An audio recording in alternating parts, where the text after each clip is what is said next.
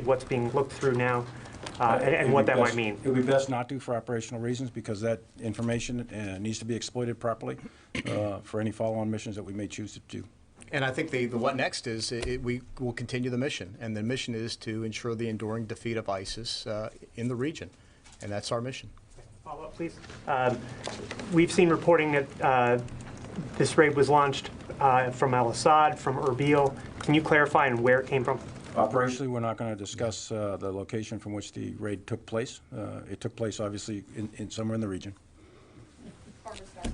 General Milley, can I take you back to the question on the oil fields and the military role in the oil field mission, if I may? So you're going to protect them again and keep control against ISIS and other potential adversaries.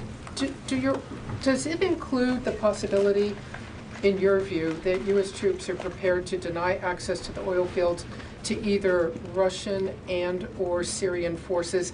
Is that, in fact, part of your mission to specifically deny them access? And my follow-on to that is, how do you know what do you need to see to know you're done with the oil field mission?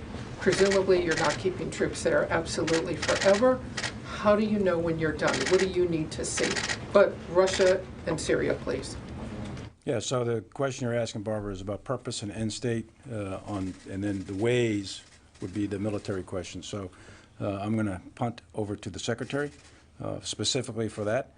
But the military task that we've been given is to secure, continue to secure TANF, which is down along the, you know where that is, down along the tri-border area. We'll continue to do that, and to secure the Conoco oil fields in and around Dar el-Zir. That is in the vicinity of the Middle Euphrates River Valley that you're familiar with. And the fundamental purpose of securing those oil fields is to deny those oil fields access to ISIS in order to prevent ISIS from resurgence, because we are still committed to the counter-ISIS campaign, and we don't want them to resurge. They get a lot of their revenues from that. But I'll let the Secretary talk about end states. The specific question is, within what you want to do in the oil fields, does that include denying access, preventing Russian or Syrian forces, which now have changed the battle space? So the short answer is yes, it presently does, because in that case, we want to make sure that SDF does have access to the resources in order to guard the prisons, in order to arm their own troops, in order to assist us with the Defeat ISIS mission. So that's is to secure the oil fields. But you would deny, you just said you would deny Russia and the regime. Okay. General Milley, President Trump described yesterday Baghdadi whimpering and crying before he died. Can you elaborate or confirm those details? Secretary was asked the same question yesterday. I know the President had planned to talk down to the unit and unit members, but I don't know what the source of that was there, but I assume it was talking directly to unit and unit members. So you haven't talked to any unit members who've described that to you? I have not talked to unit members, no, that's correct. I've talked to the commander, CENTCOM, and others, but not down to the unit members, down at that level of fidelity. All right, last question. I'll go to Carlo. Thank you for doing this. So the SDF commander has said that there was an SDF member that was part of this raid.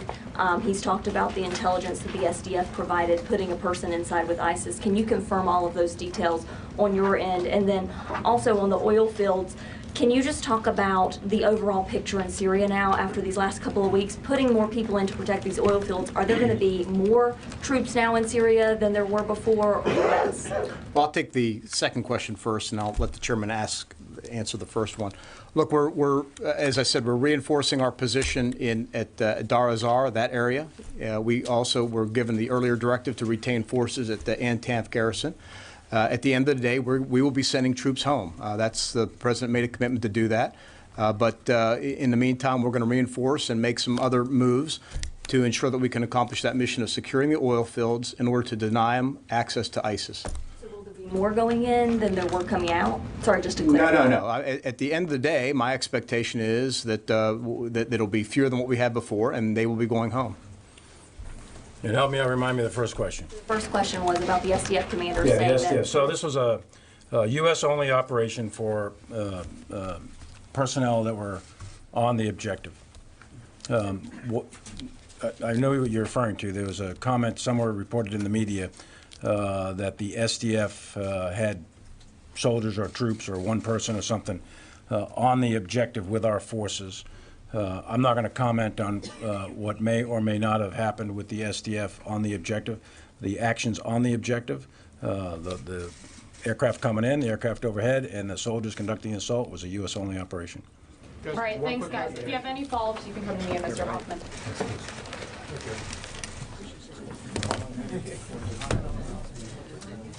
Popular,